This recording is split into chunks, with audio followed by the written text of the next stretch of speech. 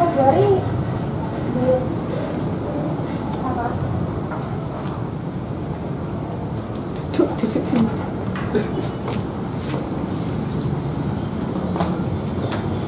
Senyummu kupahat di atas batu. Kenangan-kenangan bersamamu menjadi saja indah. Kasih saat ini merindumu. Merindu dalam ketidakpastian. Kalbumu, tubuhmu telah terkuasai halau. Aku pergi menyepi bayangmu. Menghantui, aku pergi keramaian. Kau selalu nampak. Aku lupakan rasa itu semakin menolak. Langit, jika halal telah mengikatnya, apa aku harus menunggu ataukah mengukir senyum baru? Surabaya, 31 Januari 2017.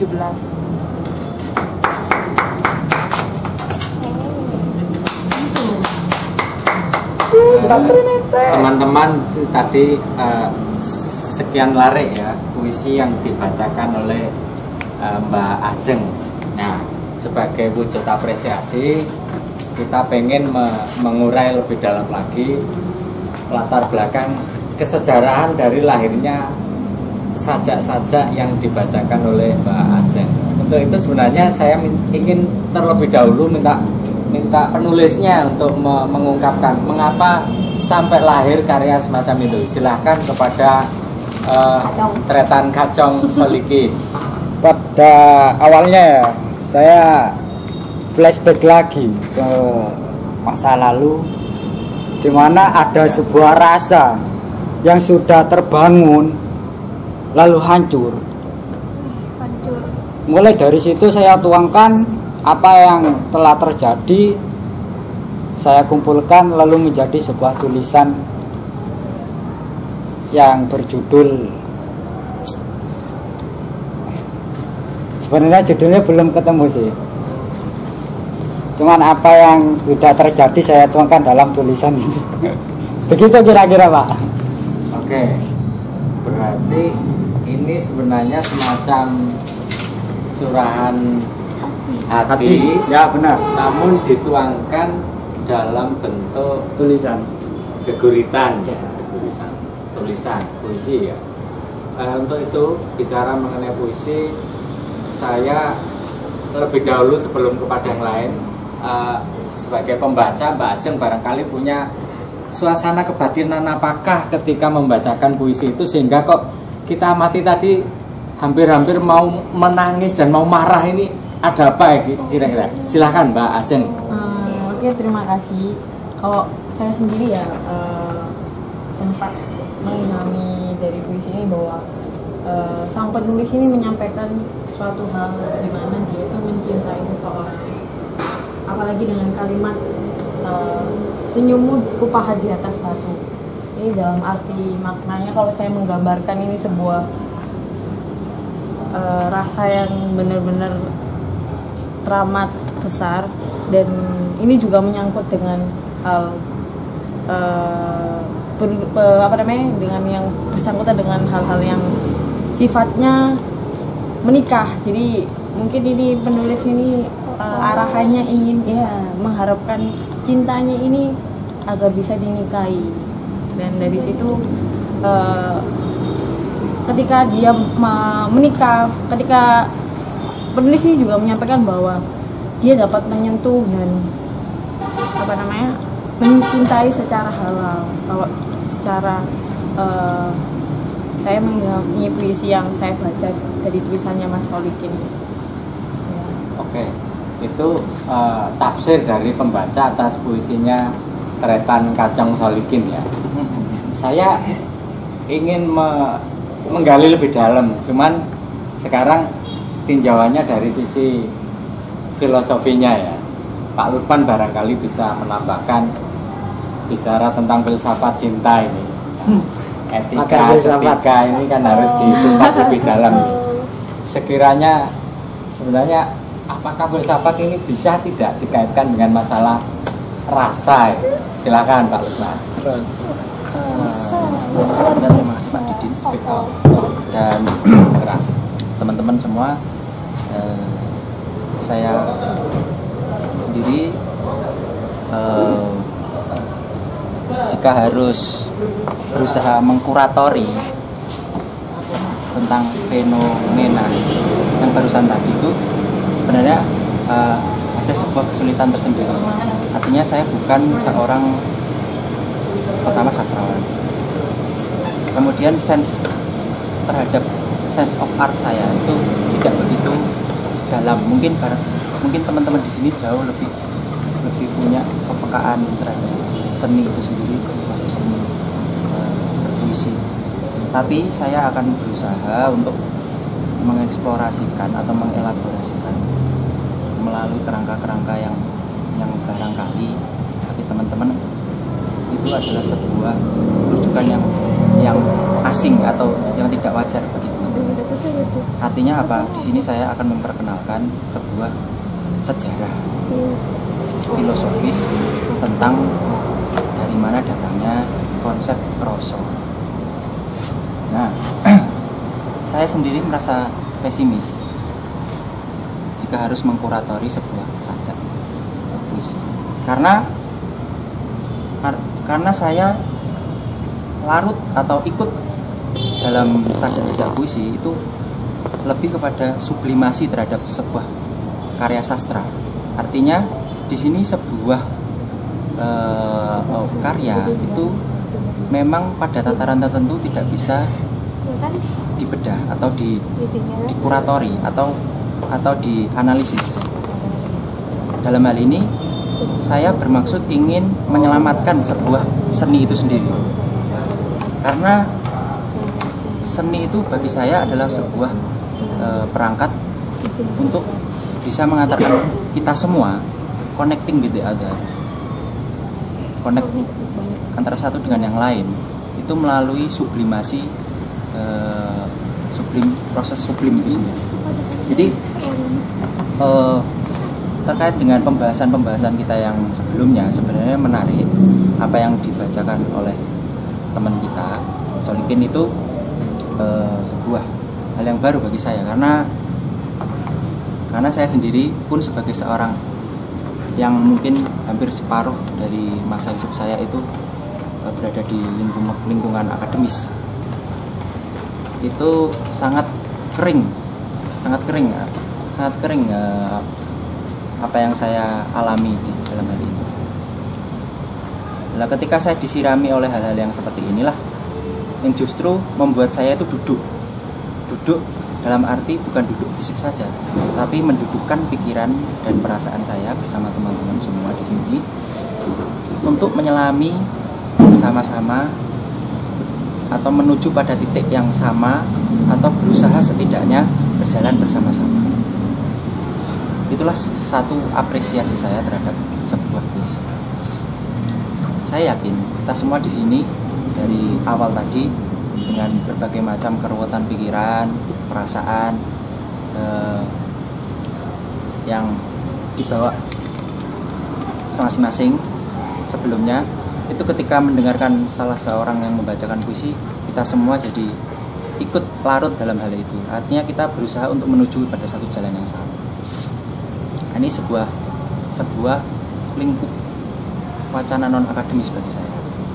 Nah, barangkali teman-teman di sini dalam hal ini mungkin teman-teman komunikasi atau sawo itu jauh lebih dekat atau jauh lebih menguasai apa yang sebenarnya kental dibahas dengan seni dan sastra. Nah, sebelum kita masuk ke dalam wacana-wacana filsafat, barangkali saya agak diberikan sebuah pintu masuk supaya filsafat itu bisa engage, bisa relationship dengan apa yang disebut sebagai seni, karena seni itu sifatnya sangat berbeda dengan filsafat. Karena seni itu cakupannya menurut saya itu jauh lebih luas ketimbang filsafat itu sendiri, dalam tanda kutip. filsafat praktis, atau filsafat praktis, atau filsafat yang teoritis yang menggunakan akal, rasio, sehingga seni itu sendiri juga harus menjadi sebuah pengayom bagi filsafat. Nah, mungkin nanti saya diberi sebuah pengantar sedikit oleh Pak Didin agar kita semua bisa memahami, karena teman-teman di sini mungkin sudah berpikir sangat kritis untuk sebenarnya kita ini akan menuju kemana, sudah berpikir sangat keras, berusaha sudah bergandengan tangan untuk menyelami satu sama lain untuk larut dalam diskusi kali ini. Terima kasih Pak Lukman, pengantar uraian dari pembacaan sajak tadi yang dikaitkan dengan bagaimana seharusnya manusia itu memposisikan dirinya terhadap puisi. Pak Lukman tadi sudah mengatakan bahwa dia tidak akan punya niatan sedikit pun untuk melakukan framing. Orang-orang komunikasi menyebutnya framing atas puisi itu. Dan menurut Pak Lukman, biarlah puisi itu tetap menjadi posisi puisi itu sendiri, tidak diterjemahkan, tidak ditafsir, dan tidak ditakar gitu. Nah, dari situ saya punya jendela masuk ini. Tiba-tiba saya ingat dengan polemik kebudayaan atau perang kesenian pada masa Orde Lama, di mana saat itu ada kekuatan lekra atau lembaga kesenian rakyat melawan Manikebu, Manifest Kebudayaan.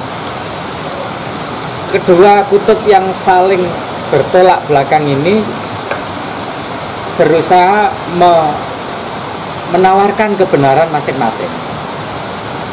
Menurut lekra, kesenian itu adalah panglima bagi perubahan sosial, sehingga kesenian harus siap menjadi jongos dan mengabdi pada realitas sosial, karena tujuannya memang untuk merubah kenyataan sosial. Sehingga seringkali kesenian ini pun juga puisi di dalamnya menjadi semacam alat untuk melakukan social reengineering. Sementara di kubu yang lain, Manikebu, Manifest Kebudayaan, justru meyakini bahwa seni adalah seni, art to art. Jadi seni adalah untuk seni itu sendiri. Tidak boleh kesenian ini diperalat, tidak boleh kesenian ini mengabdi kepada apapun kecuali kepada kesenian itu sendiri. Lah, menariknya di antara dua kutub yang saling bersitegang ini ada Les Bumi di sana, Lembaga Seni Budaya Muslim Indonesia. Kita tidak akan bicara Les Bumi di sini, tapi kita kembali kepada bagaimana manusia memposisikan dirinya terhadap sebuah sajak atau puisi.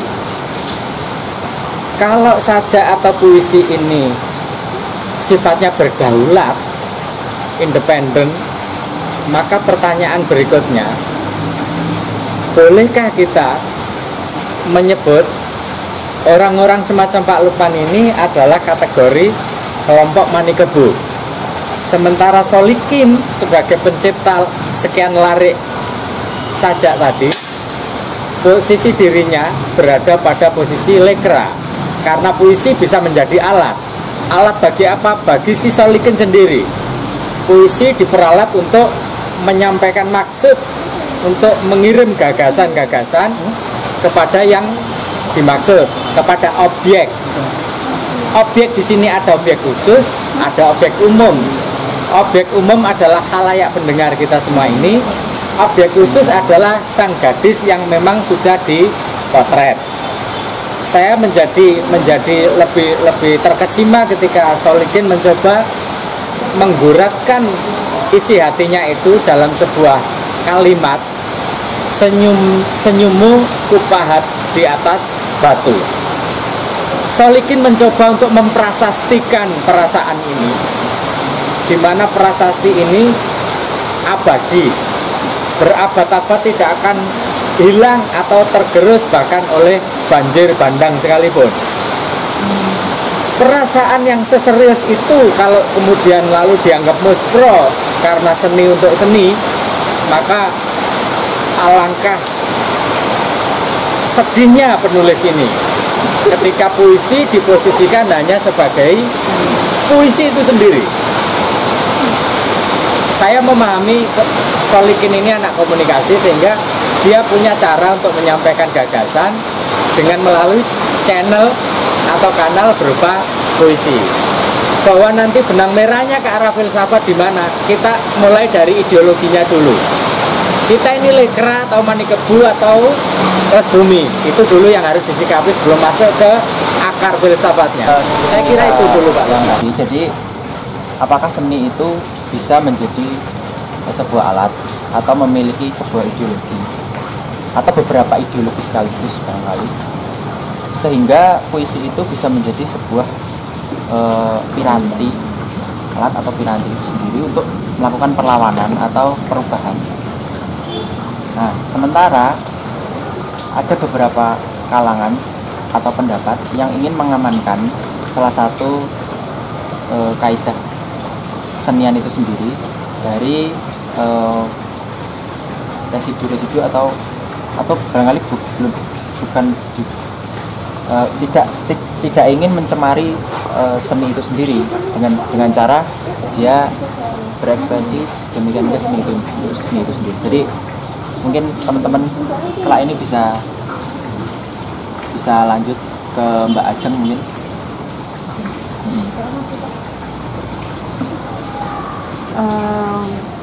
Soal rasa ya Pak Lukman.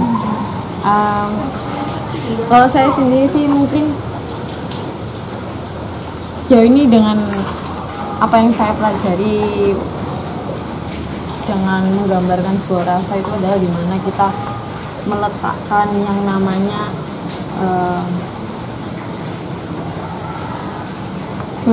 namanya sebuah apa ya, sebuah mungkin Pak Didin bisa menyambungkan kembali ya, karena kita sudah kehilangan frekuensi tadi. Iya. Sempat kehilangan frekuensi. Jadi mungkin ini ya. Jadi ini sebenarnya termasuk dalam diskusi filsafat seni. Saya sendiri pernah menemui sebuah diskusi dalam filsafat seni, bahwasanya beberapa pengamat seni atau analis seni dalam kerangka filsafat itu pun memiliki kaidah-kaidah yang berbeda dengan pengamat yang lain. Artinya seperti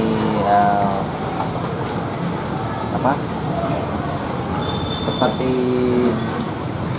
siapa temannya Lakatos atau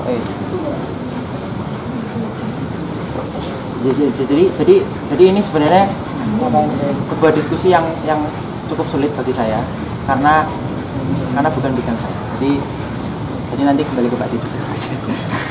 Oke, gini ya, teman-teman, supaya kita agak mencair. Tadi yang agak kaku, saya berretorika menggunakan narasi agak kaku, agak bahasa kampus. Itu tadi narasinya. Nah sekarang kita rasan-rasannya. Jadi gini teman-teman, siapa saja yang pernah mengikuti dramanya Sophocles,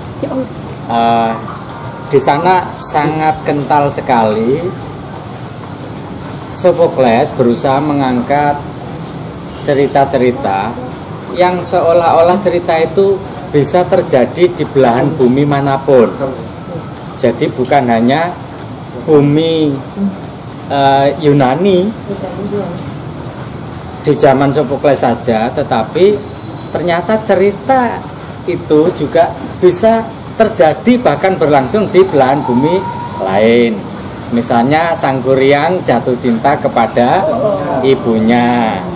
Nah, kita ingat dengan cerita Oedipus, yang akhirnya cerita Oedipus ini dijadikan sebuah nama di ranah ilmu psikologi tentang sebuah penyakit, di mana seorang anak yang mbok-mboken iki basane agak selalu berlindung pada ibunya, ini disebut Oedipus kompleks.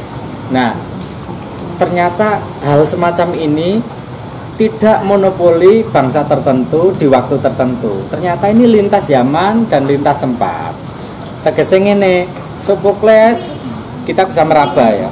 Sophocles mengarang skenario drama Oedipus itu merupakan upaya atau ikhtiar besar dari Sophocles untuk mengangkat sebuah realitas sosial yang nanti ketika ini sudah menjadi lakon dramaturgi itu ternyata punya nilai-nilai universal.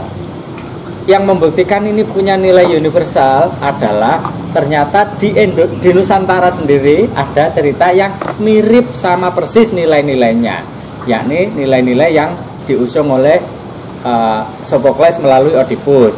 Di Nusantara diusung melalui legenda atau hikayat Sangguriang dan asal-usul Gunung Tangkuban Perahu.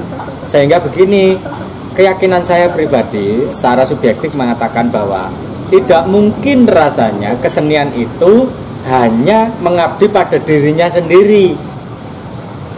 Kesenian pastilah mengabdi pada sesuatu yang lebih adi seni, yang lebih di atas seni, kemanusiaan misalnya, fenomena sosial, keluhuran budi, keikhlasan, ketabahan, dan lain sebagainya. Nah, nilai-nilai semacam ini yang coba bisa dikemas atau diusung dalam wujud karya kesenian. Salah satu contohnya adalah puisi. Bahwa puisi nanti kemudian setelah dikarang oleh sang penulis, lalu kemudian diapresiasi dari luar, berarti ada dua dimensi di sini. Saya paham maksud Pak Lukman. Pak Lukman mengatakan bahwa biarlah karya itu berdaulat, jangan sampai ada penggerusan-penggerusan atau pengelupasan-pengelupasan, karena kesenian itu suci, biarlah dia tetap di posisinya. Sementara khalayak yang sebagai penikmat kesenian tadi juga punya dimensi sendiri. Artinya setiap khalayak punya tafsir sendiri.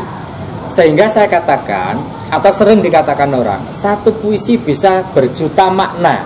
Nah, makna di sini dikandung oleh kesejarahan atau historical of life masing-masing individu sang pengapresiasi. Itu, saya pikir itu dulu kunci pembukanya. Barangkali teman-teman bisa menyambung, silakan.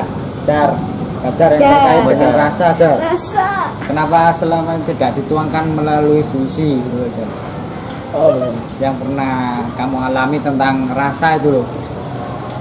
Menurut aku Fajar juga pernah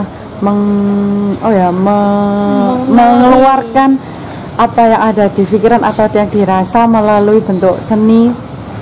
Aku rasa seperti itu, sering. Ya, benar sekali. Sebenarnya nggak cuma rasa saja. Maksudnya dalam hal rasa itu tanda kutip cinta ya, tidak. Rasakan banyak. Rasa senang, rasa sedih, rasa apapun itu saya pasti tuangkan ke dalam sebuah tulisan, entah itu catatan maupun puisi. Karena pembahasannya puisinya Mas Kacong ini adalah tentang cinta, merujuk ke sana. Jadi saya bisa katakan puisi ini tentang puisi cinta. Saya pun juga pernah mengalami masa-masa seperti Mas Kacong ketika saya dibutakan oleh cinta sehingga saya menulis sebuah tulisan. Itu saya sering sekali sebenarnya menulis sebuah tulisan tentang cinta itu sendiri itu. Cuman saya adalah orang yang tidak benar-benar menekuni atau yang menggiati sebuah perasaan cinta tadi. Karena saya pikir sekarang saya sudah dewasa ya, saya sudah mengerti apa sih itu artinya cinta, apa itu rasa kasih sayang dan sebagainya. Jadi untuk saat ini sih dari yang masa-masa saya dulu merasakan cinta tuh sudah mulai hilang. Maksudnya menurut saya cinta itu tidak ada. Ya, cinta itu seperti nasi ya, dimakan jadi tai ya. Seperti itu. Tai ini ya. Iya. Jadi saya nggak membahas tentang cinta itu tadi, tapi saya membahas tentang seni itu tadi. Ketika kita punya sebuah rasa, kita tuangkan dalam sebuah puisi atau sebuah tulisan atau sebuah seni, itu sangatlah benar-benar bisa meluangkan isi hati kita ke dalam sebuah seni tadi itu. Karena apa yang kita bisa ungkapkan selain dari seni tadi? Ketika John F. Kennedy bilang jika politik itu bengkok, maka luruskan dengan puisi. Ya saya pikir benar itu. Ketika kita tidak bisa melawan sebuah keresahan, ketika tidak bisa melawan sebuah tekanan hidup dan sebagainya, kita tidak bisa berbicara, kita tidak bisa melawan, kita tidak bisa mengungkapkan, ya tuangkan saja dalam sebuah tulisan itu loh. Karena kalau kita berbicara pun kita banyak kesalahan, dan dari bicara tadi itu mungkin tidak bisa dihapus karena spontanitas. Tapi kalau kita dengan sebuah tulisan, kita masih bisa berpikir 2 kali untuk menulis sebuah tulisan itu tadi. Jadi saya sangat mengagumi sebuah karya seni. Menurut saya seni itu tidak ada yang jelek, tidak ada yang buruk, tidak ada yang buruk. Menurut saya seni adalah semuanya indah, semuanya berasal dari hati kita gitu loh. Tulisan apapun itu tulisannya, entah itu mengkritik, entah itu mengagumi dan sebagainya, saya anggap itu sebuah karya seni yang indah gitu. Seperti saya menanggapi puisinya Mas Kacong ini kan jelas dia mengungkapkan isi hatinya gitu terhadap perasaannya sendiri gitu. Ya mungkin Mas Kacong sendiri tidak bisa mengungkapkan pada seseorang itu atau siapa yang ia tuju, tapi dia bisa menuliskan ke dalam sebuah tulisannya sendiri tadi. Ya memang itulah uniknya sebuah seni gitu loh. Seni tidak bisa bohong, tidak bisa bohong. Jadi apa yang kita tulis ya itulah kejujuran kita gitu. Ketika kita menulis seperti ini, ya itu ungkapan kita gitu. Jadi saya sangat mengapresiasi apapun bentuk seni. Jadi mohon maaf saya tidak bisa membahas tentang cinta, karena tadi saya bilang cinta itu seperti nasi ya, dimakan jadi tai. Itu. Terus apa lagi nih Pak? Ya, siapa lanjut yang menanggapi? Mbak Oi, silahkan barangkali punya opini tentang puisi, tentang rasa, tentang cinta atau yang Dengan lain, seni. pengorbanan apalah. Gimana nih kabar Mas Rido? Makasih ya Pak Didin. Saya agak nggak setuju sama yang katanya cinta cinta itu itu tai. seibarat nasi yang dimakan bakal jadi tai. Enggak, cinta itu semua cinta itu bakal jadi indah pada suatu tempat yang pas.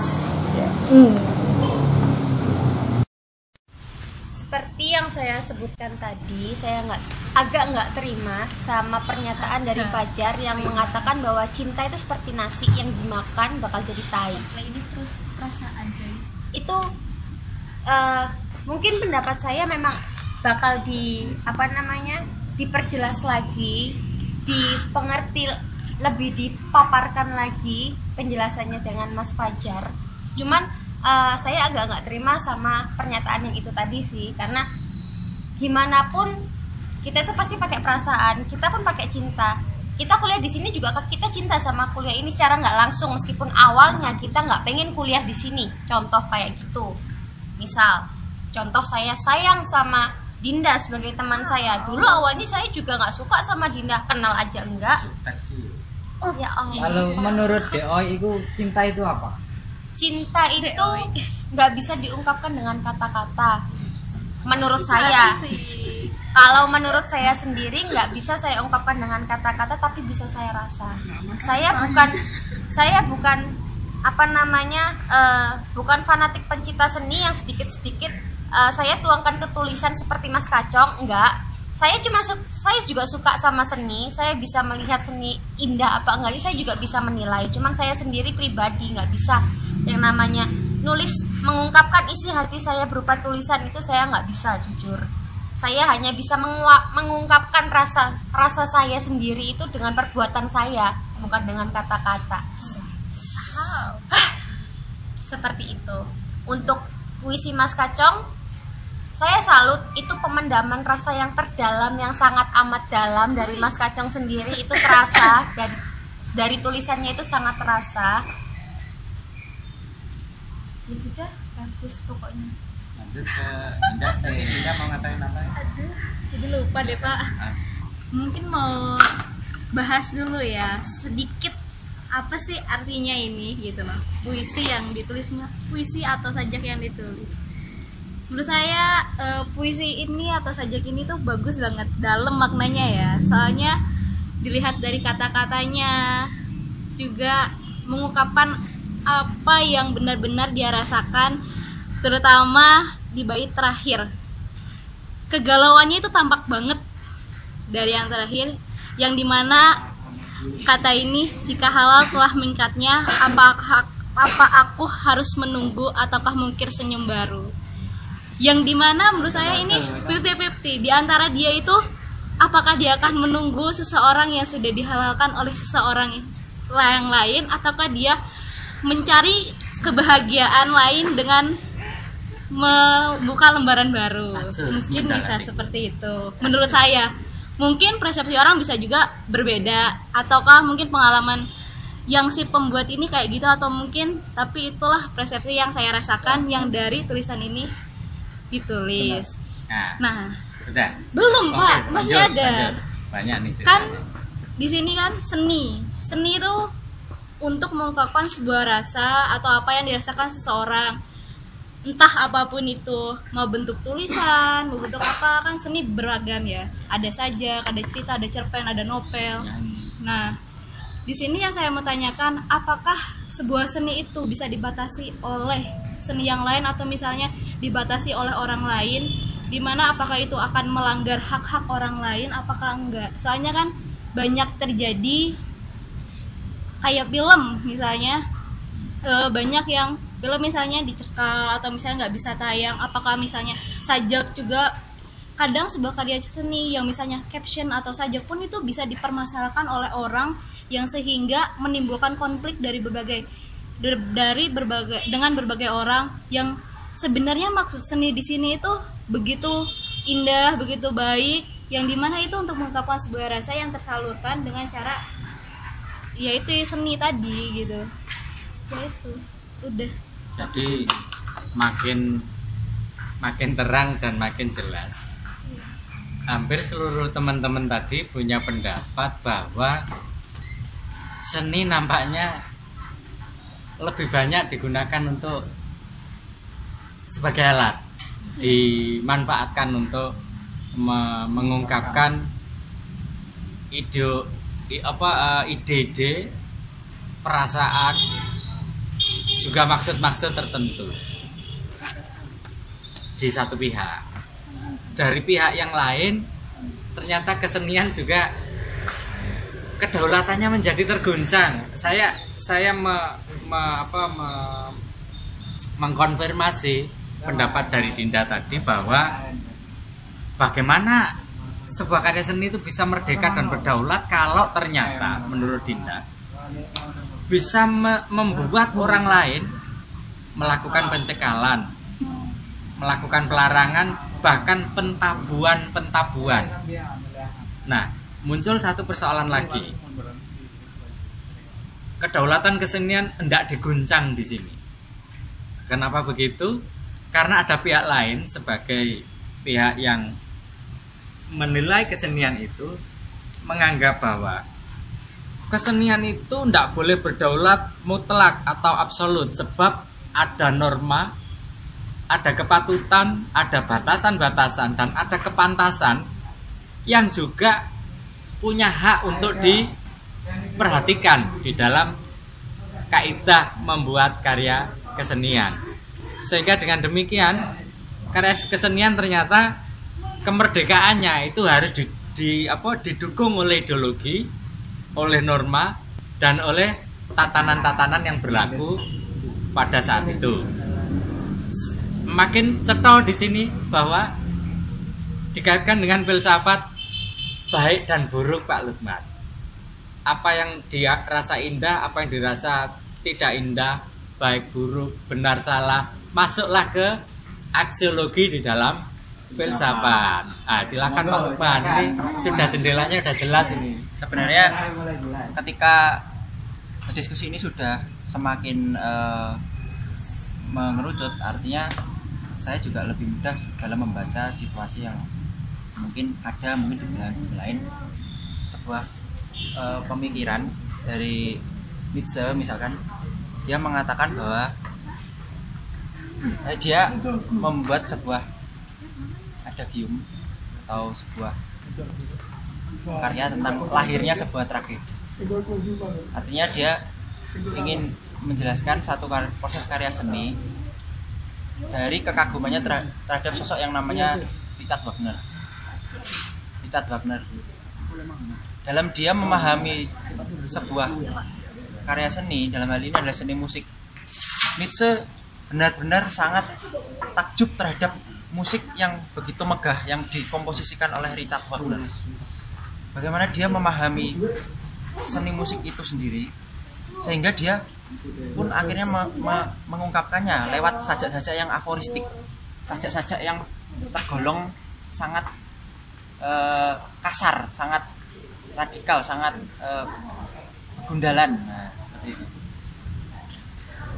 Walaupun pada akhirnya Nietzsche pun mengkritik atau tidak sepakat dengan Nietzsche yang sebelumnya, artinya dia mengkritik Richard Wagner.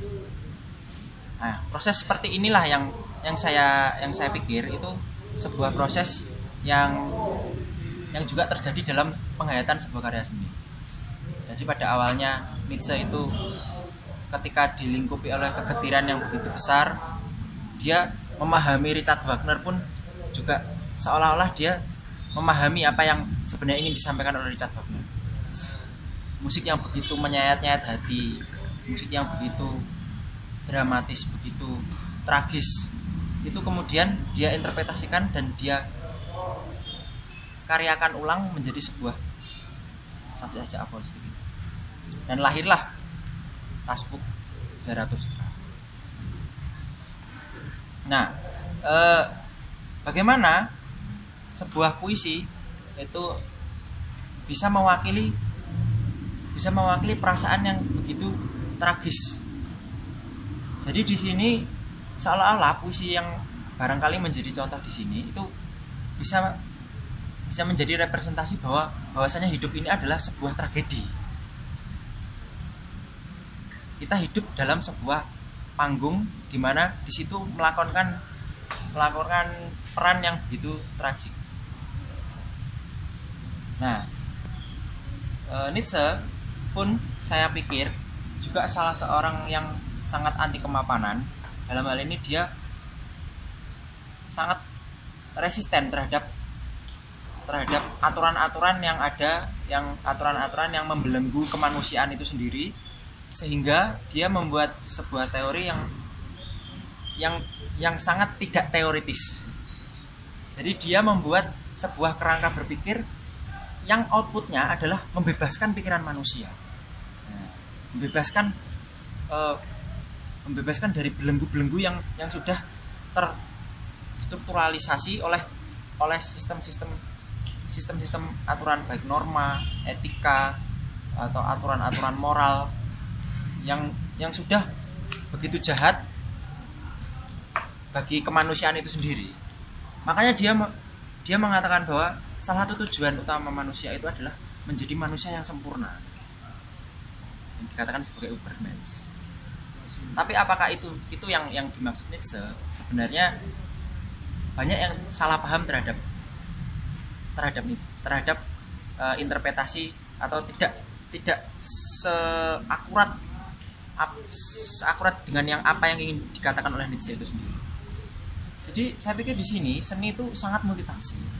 Artinya seni begitu besarnya, begitu luasnya, begitu megahnya, sehingga ketika itu berusaha dianalisis, berusaha diinterpretasikan, itu akan mengurangi makna seni atau justru malah mengurung esensi dari kesenian itu sendiri.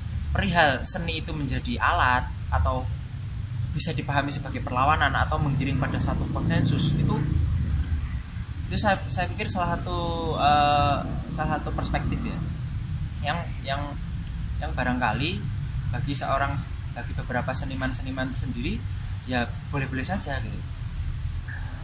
Boleh-boleh saja seni saya di eksplorasi, itu yang disebut sebagai autorisasi.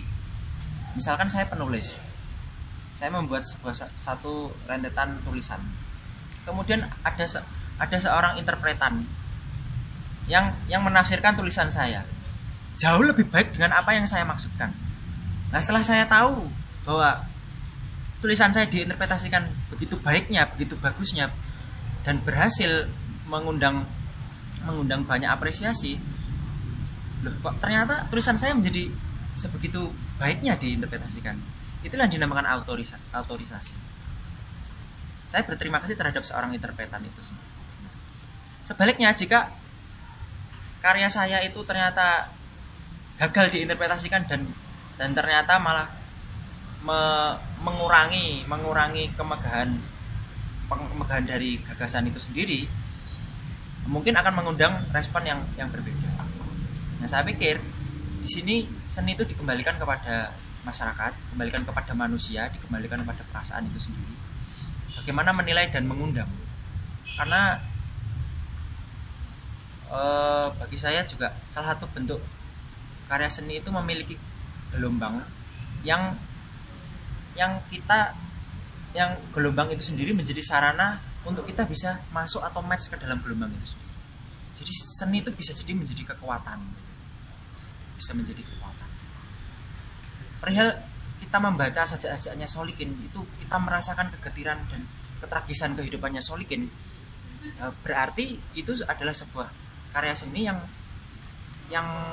yang representatif gitu. Tetapi pada satu tataran, misalkan Lyotard mengatakan bahwa bahasa itu tidak bisa mewakili seluruhnya gitu.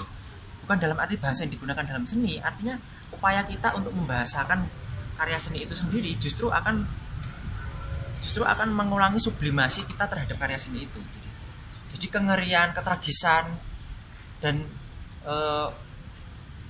kepahitan yang dialami Solikin ini ketika diinterpretasi, ketika dianalisis, kok ternyata nggak tragis-tragis amat gitu loh.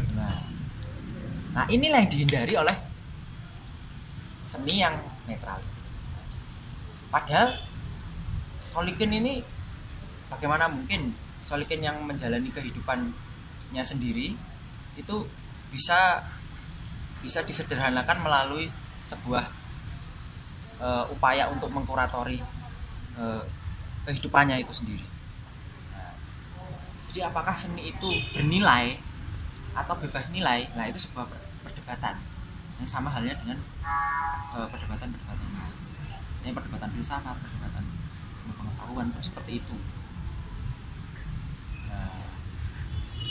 Bagaimana mungkin dalam perspektif seorang seniman sendiri, mungkin yang berbeda sudut pandang dari saya, mungkin punya satu pancingan gitu, karena sudah mulai gimana? Ya, jadi sambil closing statement ya untuk mengakhiri diskusi Senja Forum Sawo, saya ingin katakan bahwa kita diskusi ini sampai pada satu terminal sementara, bukan simpulan akhir, tapi terminal sementara, bahwa rasanya berdosa sekali kalau kesenian ini menjajah kemanusiaan. Jangan ada satupun benda yang ngangkang di atas kemanusiaan, tidak boleh, dosa besar hukumnya.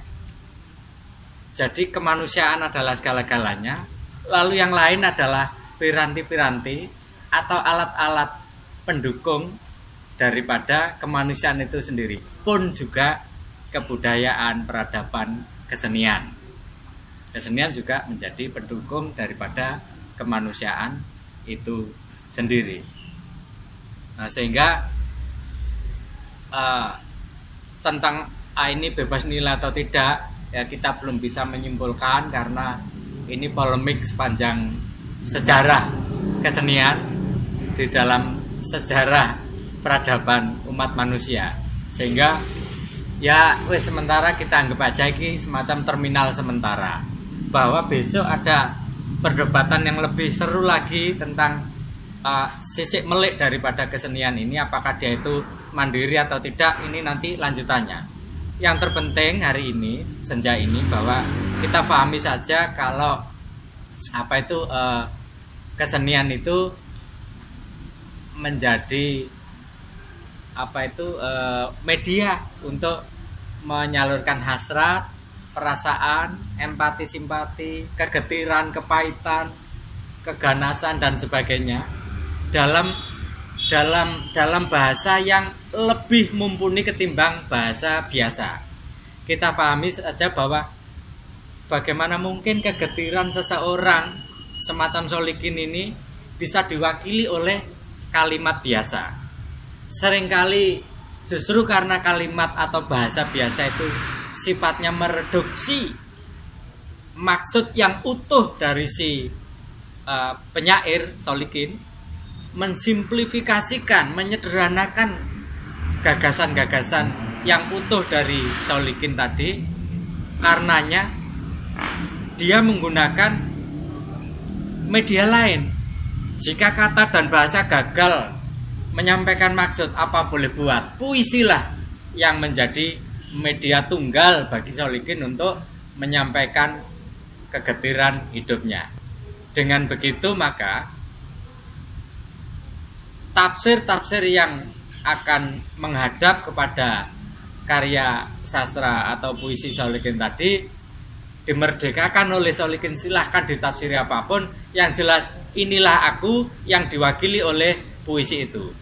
Saya kira itu saja pertemuan Forum Sawo diskusi senja kali ini. Terima kasih. Wassalamualaikum warahmatullahi wabarakatuh. Waalaikumsalam. Allahumma shalli ala Muhammad. Salih.